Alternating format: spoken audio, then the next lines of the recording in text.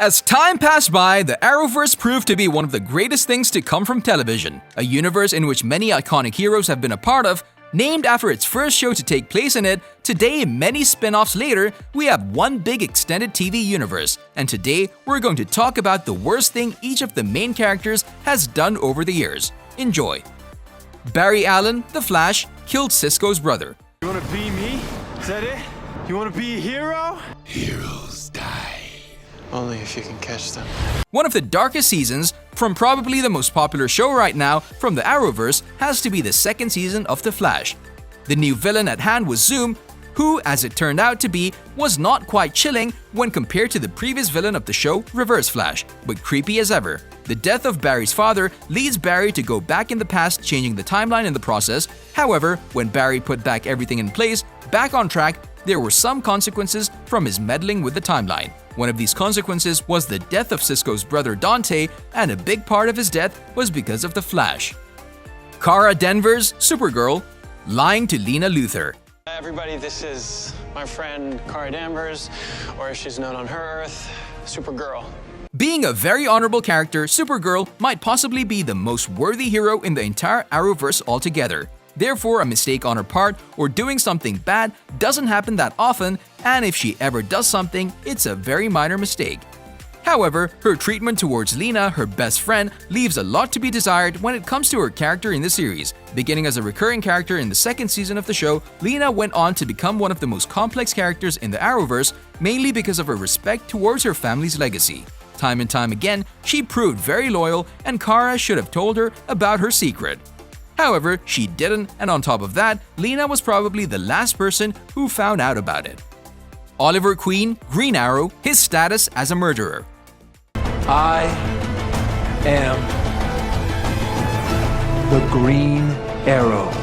One of the biggest themes on which a big focus was put on was Oliver's struggles throughout the whole 8th season of the show of whether he's a hero or a villain. Granted, Oliver didn't become the Green Arrow, then many people would be dead, and Star City would become literal hell. On the other hand, Oliver also has a high body count under his name, a lot higher than many other villains in the show. Crazy, right? Most of his targets deserve some form of punishment, but acting as the judge, the jury, and the executioner is a high price to pay for a hero, and puts the whole antithesis of what heroes should be aside. Harrison Wells, Reverse Flash. Harrison Wells is EOBARD THAWNE. I am EOBARD THAWNE. This plot twist could have been seen from miles away. However, Tom Cavanaugh's acting and some of the best writing of the show are the two main reasons for Reverse Flash to be the greatest foe of the Flash to this day.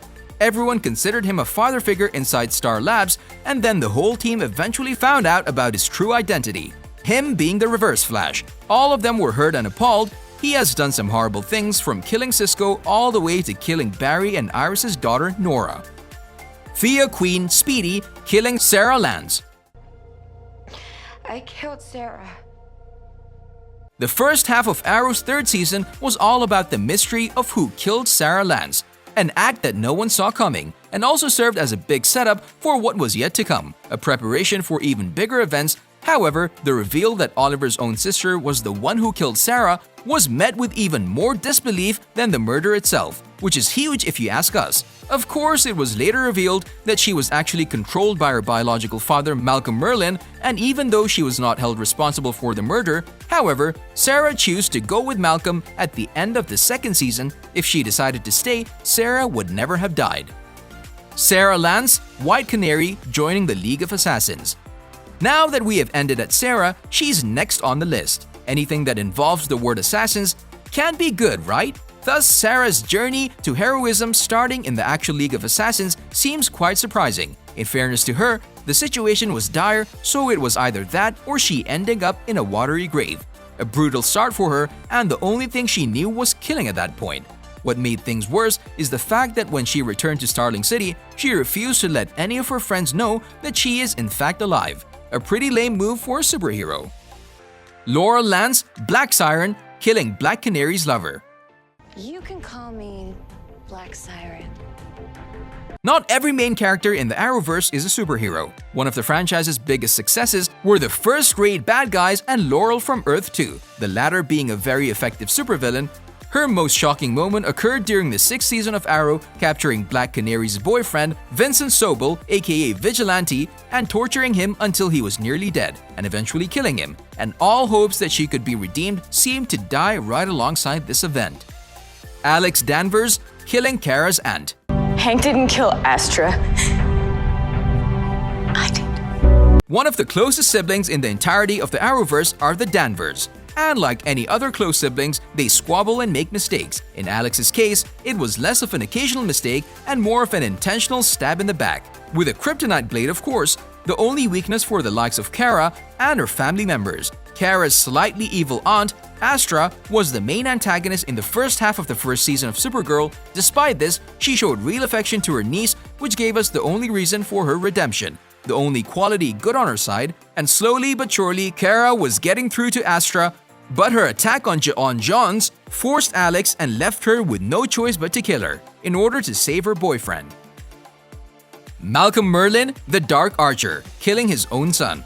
One of the most complex and entertaining villains of the Arrow was definitely Malcolm Merlyn, aka the Dark Archer, who managed to last a respectable number of seasons, 5 to be precise, before sacrificing himself to save his daughter. Unfortunately, this doesn't make up for the fact that 4 years earlier, he killed his own son and Oliver's best friend, Tommy Merlyn. Malcolm was the first main antagonist in Arrow, and his plan was to level the Glades by using an earthquake machine, with the sole reason behind his actions being to build a better city by his standards. This action resulted in thousands of deaths, including his own son Tommy, who went to the Glades to save Laurel, who was trapped in a burning building. Now, even though Malcolm never intended to kill his son, who would? He was still the person who was responsible for the death of his son. Caitlin Snow, Killer Frost, joining forces with SAVITAR. In recent years, Killer Frost has become more of an ally to Team Flash, helping on several occasions, and providing some weird but creepy conversations from her warmer alter ego. However, when she first appeared in the show, she was indeed very frosty to say the least. In the 3rd season of the show, Caitlin started to exhibit strange signs, which the gang managed to ignore until it was too late. Killer Frost arrived in a big way and started to wreak havoc right from the bat, even teaming up with the main villain of the season, SAVITAR, at one point. Given that SAVITAR was responsible for the murder of the love of Barry's life, she should have known better. On a related note, tell us down in the comments below which one is the worst according to you and why. And also don't forget to like, subscribe, and hit the bell icon if you'd like to see more videos like this in the future. Thank you for watching, and we'll see you next time.